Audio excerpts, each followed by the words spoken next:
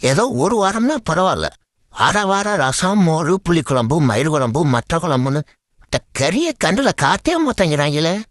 இப்படித்தான் போன வாரம் கறி வறுக்கிற வாரம் வருதுன்னு போய் எட்டி பார்த்தா உருளைக்கிழங்க வறுத்துக்கிட்டு இருக்காங்க. ஒரு தொண்டு கறிக்கு இப்படி ஏங்க வர்றாங்களே.